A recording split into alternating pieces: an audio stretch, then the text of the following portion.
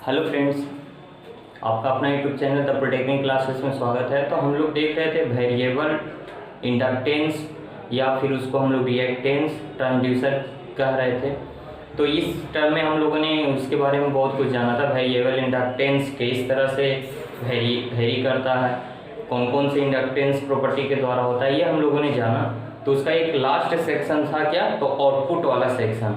ठीक है, जो हम आउटपुट लेते हैं, ये जो हमारा वेरिएबल इंडक्टेंस ट्रांसड्यूसर है, इसका जो आउटपुट हम लोग लेते हैं वो क्या लेते हैं, तो डिफरेंशियल आउटपुट लेते हैं। कहने का मतलब डिफरेंशियल आउटपुट कैसे ले रहे थे, तो हम लोगों ने एलवीडीटी आरवीडीटी में देख रहे थे क्या आउटपुट हम लोग क्या ले रहे थे, तो डिफरेंशियल आउटपुट ले रहे थे। वो किस लिए ले रहे थे, तो हम लोग क्योंकि उसको हम लोग कनेक्ट कर रहे थे। जो दो सेक्शन थे, सेकेंडरी बाइंडिंग दो तरह के थे, सेकेंडरी बाइंडिंग को दो पार्ट में कन्वर्ट कर दिया जा रहा था। तो उसको हम लोग किस में कनेक्ट कर रहे थे, तो सीरीज ऑपोजिशन कनेक्शन में कर रहे थे, जिसको मैंने एलवीडीटी वाले वीडियो में अच्छे से बताया।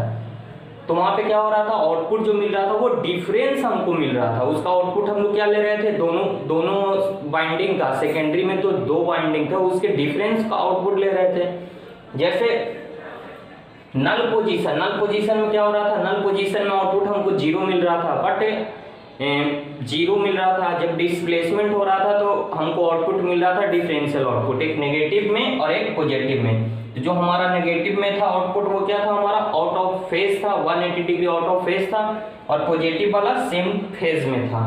तो चलिए ये देखते हैं।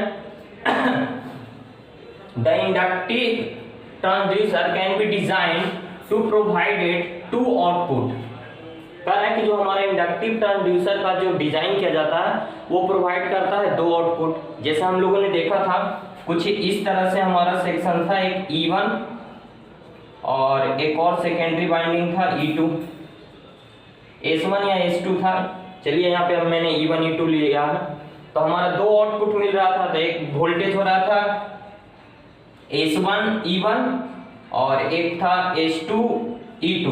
कुछ इस तरह से आउटपुट हमारा मिल रहा था, दो आउटपुट मिल रहा था। तो वही कह रहा है कि ये जो प्रोवाइड करता है वो क्या आउटपुट प्रोवाइड करता है, टू आउटपुट प्रोवाइड करता है। One which N increases E of self inductance and their is decreases self inductance. क्या हो रहा था, एक हमारा सेल्फ इंडक्टेंस के कारण से बढ़ जा रहा था और एक हमारा घट जा रहा था, इसमें इंड्यूस्ड होने वाला वोल्टेज। कहने का मतलब वो जो कोर मूवमेंट कर रहा था आयरन को, वो जिधर वाले बाइंडिंग के तरफ रह रहा था वहां पे इंडक्टेंस बढ़ जा रहा था, और जिधर नहीं रह रहा था उधर इंडक्टेंस कम जा रहा था। तो इस तरह से हमको एक ग्रेटर देन वोल्टेज मिल रहा था और एक स्मॉलर देन मिल रहा था। तो और उन दोनों के वोल्टेज के डिफरेंस को ही हम लोग क्या कर रहे थे, आउटपुट के रूप में ले रहे थे। तो आउटपुट जब नेगेटिव में आ रहा था तो क्या हो रहा था, हमारा वो 180 डिग्री आउट ऑफ फेज ले रहे थे। इनपुट के रिस्पेक्ट में देखा जाए तो आउटपुट हमारा 180 डिग्री आउट ऑफ फेज मिल रहा था, जब पॉजिटिव मिल रहा था तो सेम फेज में मिल रहा था।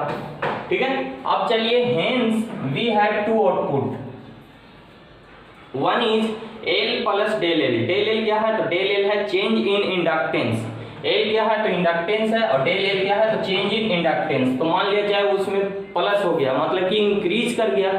जो चेंज इन इंडक्टेंस हुआ वो क्या हुआ, L था हमारा पहले का, और डेल L उसमें इंक्रीजमेंट हुआ, वो ऐड हो गया। ठीक है, या फिर उसमें क्या हो सकता है, तो घट भी तो सकता है। तो घट जाएगा तो क्या हो जाएगा, L minus del L। Therefore the differential output is 2 del L। तो देखिए इस कंडीशन में जब भी होता है तो क्या होता है, हमारा डिफरेंशियल आउटपुट क्या होता है, हमेशा 2 del L होता है। कैसे होता है, तो देखिए मान लिया जाए इसको हम फर्स्ट आउटपुट मानते हैं, तो इसमें से इसको घटाएंगे तो क्या होगा, del A minus del L, L minus del L minus L plus del L। तो यहाँ पे माइनस है तो इसके कारण से ये भी माइनस में हो जाएगा, ये भी माइनस में हो जाएगा। तो ये देखिए L प्लस माइनस है तो एक दूसरे से कैंसिल हो गया, माइनस 2 del L आया।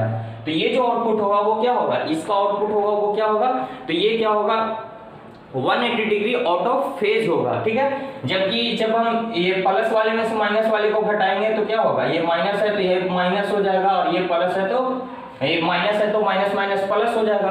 तो यहाँ पे भी L प्लस माइनस कैंसिल हो गया, ये 2 del L बचा। तो ये क्या है, ये पॉजिटिव आया तो ये क्या होगा, सेम फेज में होगा। ये इसको मैंने अच्छे तरह से बताया, एलवीडीटी में बताया, जिन्होंने नहीं देखा वो इससे पहले वाला वीडियो देख लें। तो इस तरह से हम लोगों ने देखा। तो हम लोग क्या कर रहे थे कि डिफरेंशियल आउटपुट हम लोग ले रहे थे ये इंडक्टिव ट्रांसड्यूसर में। तो चलिए ये इसके कुछ एडवांटेज हैं जो कि हमेशा आते हैं। क्या है कि the sensitivity and accuracy is increased. जब हम डिफरेंशियल आउटपुट लेते हैं तो इसकी सेंसिटिविटी और एक्यूरेसी जो होती है वो क्या करती है, इंक्रीज कर जाती है। फिर नेक्स्ट है the effective variation due to temperature change are reduce. जो हमारा टेम्परेचर के वजह से जो उसमें इफेक्टिव चेंजिंग आ रहा था वो भी चेंजिंग क्या होता है, कम जाता है जब हम डिफरेंशियल आउटपुट लेते हैं तब।